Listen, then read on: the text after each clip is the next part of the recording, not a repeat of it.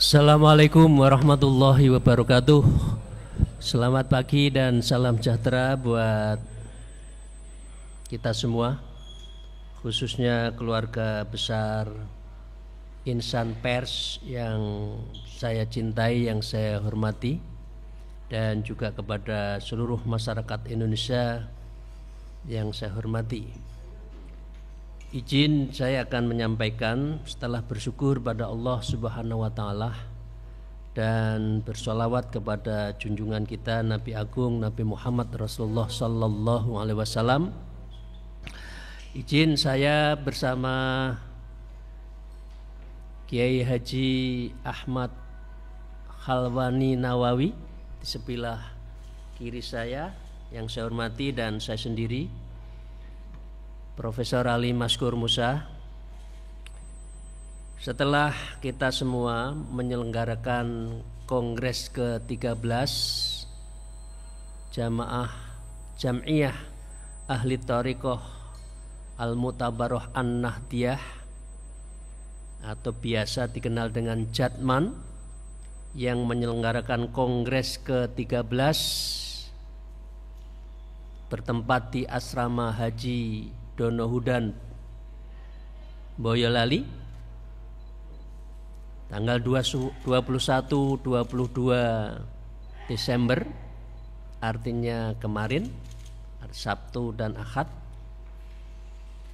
Pertama yang ingin kami sampaikan, tentu hasil itu kita laporkan kepada pengurus besar Nahdlatul Ulama, yang kita baru saja melaporkan kepada Ketua Umum Kiai Haji Yahya Khalil Stakuf terhadap semua prinsip-prinsip dan hasil-hasil yang disepakati di dalam Kongres ke-13. Yang pertama adalah bahwa dengan Kongres ke-13 dimaksud telah lahir, telah ditetapkan pengurus baru Jatman untuk periode 2024-2029 dengan Rais Ali adalah Kiai Haji Ahmad Khalwani Nawawi, dan saya terpilih dan ditetapkan sebagai Mudir Ali Jatman untuk periode 2024-2029. Artinya kepengurusan ini sah dan menjadi bagian dari kontinuitas organisasi. Maka dengan demikian Jatman Idaroh Aliyah di bawah kepemimpinan Kiai Ahmad Khalwani Nawawi dan saya sebagai mudir amnya untuk 2024-2029. Yang pertama. Yang kedua, keputusan yang perlu disampaikan pada publik adalah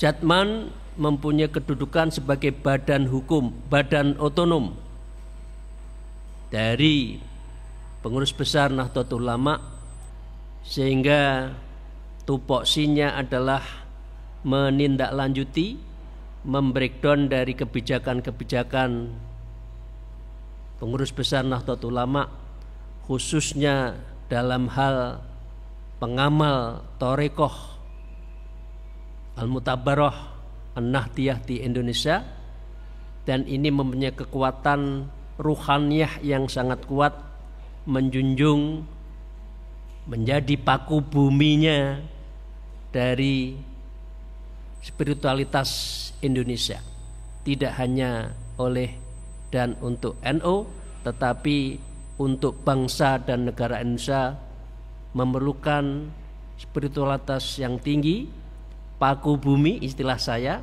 dan itu dijalankan oleh Jatman. Yang ketiga, para pers yang saya cintai, yang saya banggakan, Tadi kita mendapat arahan dan memang hari-hari ini kita akan menyusun kepengurusan secara lengkap. Intinya semua pengurus dari semua tingkatan yang berkenan untuk membangun, mengabdikan dirinya pada Jatman akan kita rangkul semuanya, termasuk pengurus dari Idarah Aliyah di bawah kepemimpinan Habib Lutfi bin Yahya. Semua akan kita ajak untuk bersama dan menjadi pengurus dari Jatman periode 2024-2029.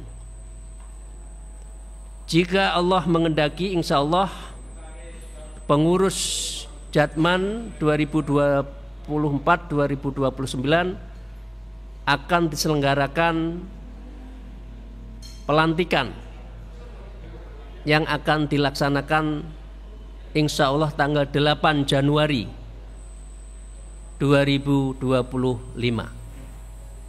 Hari-hari ini kita sedang menyusun, moga-moga segera tuntas.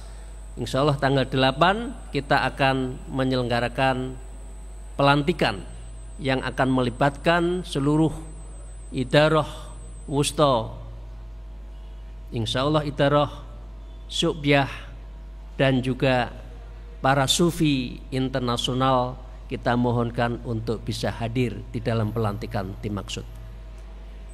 Yang keempat, yang terakhir, dari sisi pelaksanaan dan hasil dari kongres, maka saya ingin membacakan secara lengkap rumusan satu di antara 7 rekomendasi Kongres Jatman, yaitu dengan membaca Bismillahirrahmanirrahim. Jatman mendukung Presiden Jenderal Purnawirawan Haji Prabowo Subianto dan Wakil Presiden Haji Gibran Rakabuming Raka untuk menjadi Presiden 2024-2029 dan mendukung, mengapresiasi terhadap kebijakan program-program pemerintah, terutama pemberian makan bergizi gratis yang ditujukan kepada pelajar, dan kita minta juga kepada santri serta ibu hamil untuk mencegah stunting pada anak-anak demi mempersiapkan generasi emas tahun 2045. Begitu juga program hilirisasi industri untuk meningkatkan added value dalam rangka mewujudkan nasionalisme ekonomi. Dan ini selaras dengan kebijakan Pak Presiden bahwa nasionalisme ekonomi harus menjadi pelaku utama dari ekonomi Indonesia. 4 hal itu yang kami dari kira-kira eksekutifnya, kalau mutir itu eksekutif ya, menyampaikan beberapa prinsip dan hasil dari Kongres ke-13 Jatman di Dono Hudan. Selanjutnya mohon kiranya Rais Ali Kiai Haji Ahmad Khalwani Nawawi untuk bisa memberikan guidance menyangkut hal-hal yang prinsip ketorekohan kepada khalayak, kepada masyarakat luas. Dengan segala hormat dipersilahkan.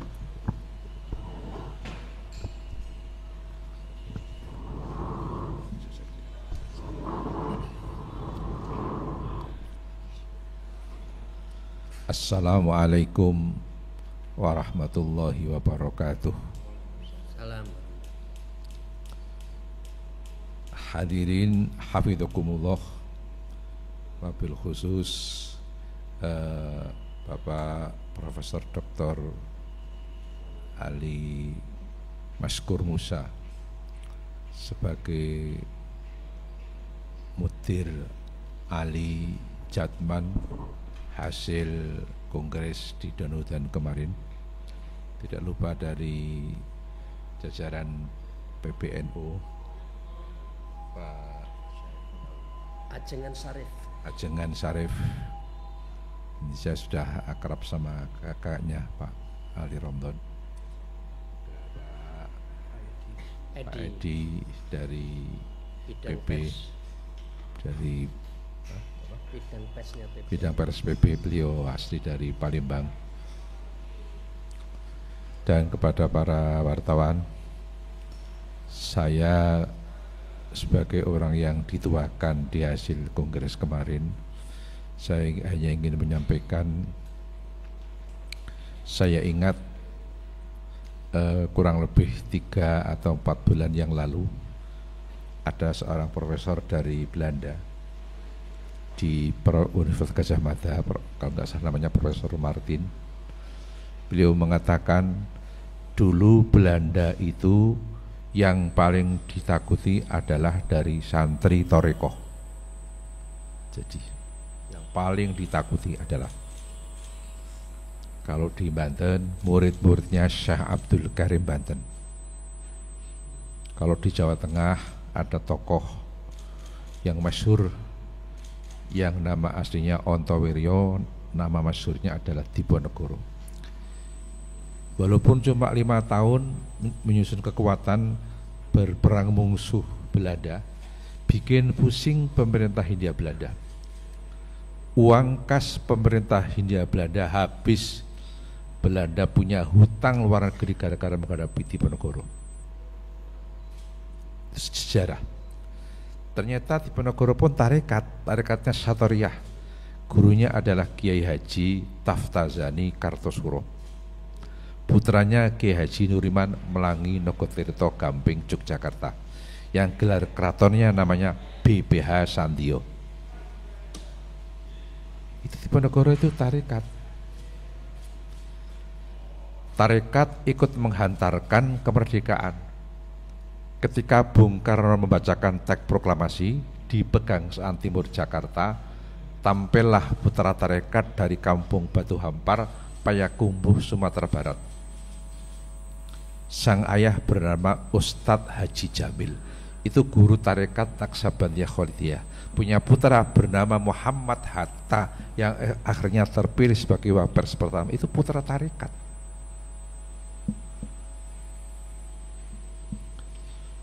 Lebih-lebih kalau warga NU, kita lihat sejarahnya Mbah Hashim Asy'ari itu ketika mondok di Mekah menjadi katibnya Syekh Mahfud Termas, beliau juga talqin bi'at tarekat Qadiriyah kepada Ki Haji Mahfud bin Abdullah bin Abdul Manan di Ponorogo, Termas, Pacitan, Jawa Timur.